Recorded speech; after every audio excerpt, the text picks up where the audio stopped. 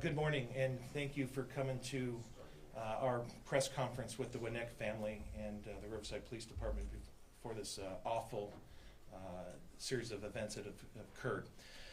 I'd first like to call up Michelle Blandon.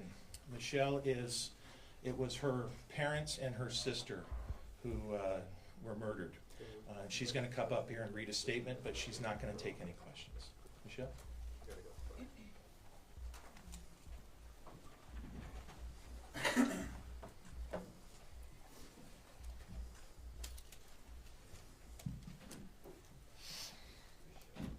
Good morning, and thank you for everyone for being here today. My family and I truly appreciate the love and the compassion that we have received thus far in this trying time.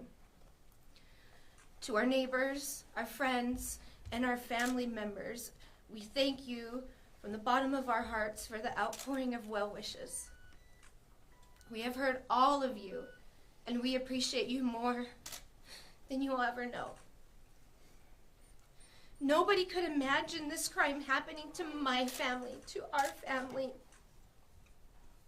especially it just being one day after Thanksgiving. It was just a few days ago that we all celebrated together that Thanksgiving of blessing and gratefulness. And we recounted many of those blessings that we had in our lives together on that day. We had a family debate, and it got heated, on if the brownies my mom made should be frosted with sprinkles or just left plain. It seemed silly at the time, but that's a conversation and a debate that will forever resonate in my heart. Little did I know on that day that would be the last time that my husband and I would see my parents and my sister again. The next day, while we were out buying Christmas lights for our home,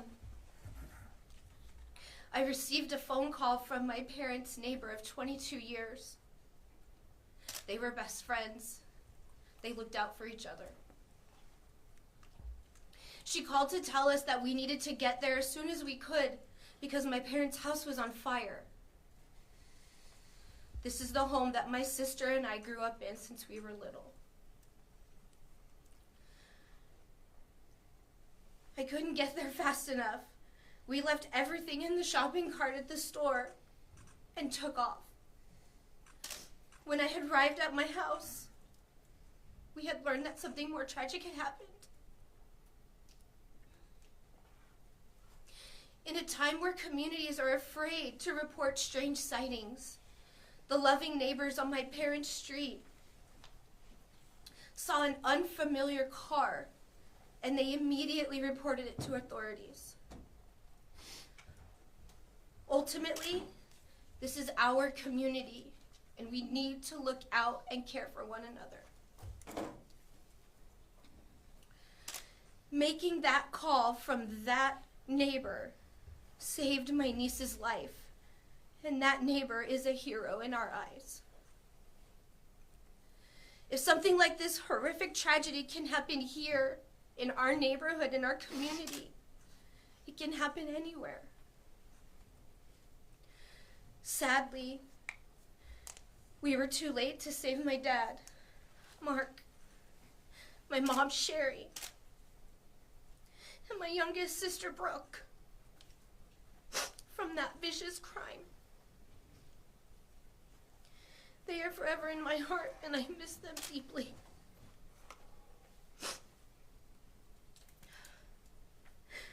In this tragic moment of our family, our grief, we hope some good will come from this. Parents, please, please know your child's online activity. Ask questions about what they are doing and whom they are talking to. Anybody can say they're someone else, and you could be in this situation, which I do not want for the world. This horrific event started with an inappropriate online romance between a predator and a child. We have some solace that this person will never harm anyone again, especially a minor. But we also want to make it very clear that we do not applaud his death. This was an adult that traveled across the country to kidnap a 15-year-old girl, my niece, our family member, with the idea to kidnap her and kill and devastate our family. He took an oath to protect, and yet he failed to do so. Instead, he preyed on the most vulnerable. When you hear the term catfishing, you think of a long-running dating show or series about a national sports figure, both glamorizing and sensationalizing online relationships. However, in this instance, catfishing led to the deaths of the three most important people in my life: my dad, my mom, and my sister.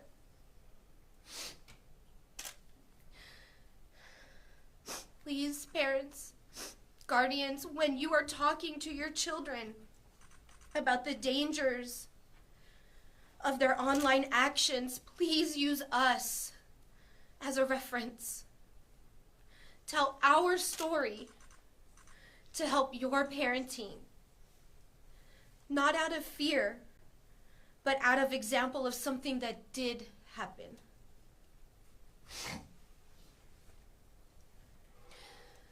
My sister Brooke was a loving single mom who did her best to raise her two teenage daughters in a loving way. She supported them in their school endeavors and enjoyed watching color guard performances and choir concerts for both of her children. My sister was an avid collector of the famous Starbucks tumblers. Every release day, I would get a text at 4 a.m. from her, wondering why I wasn't waiting in line with her to pick up the newest release. My dad, Mark, the silly old man that I always referenced him to be, was a soft-spoken and humble man who would go out of his way to help a friend or stranger in need. He was known on their street as the one to depend on if anyone needed anything. In 1993, his love for coaching high school athletes began at La Sierra High School,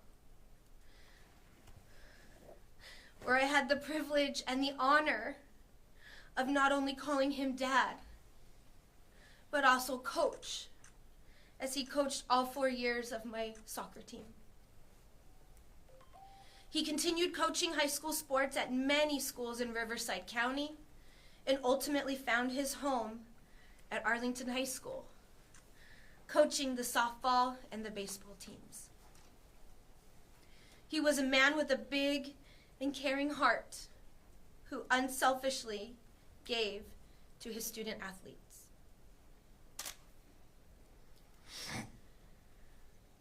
My mom, Sherry, the matriarch of our family, with the biggest giving heart imaginable, did anything and everything for everyone and never needed or wanted anything in return. She loved my sister and I, along with her 4 granddaughters, with every ounce of her being. She enjoyed baking with us, and the highlight of the year was baking and decorating Christmas cookies. And that is a tradition that I will carry on as we go forward.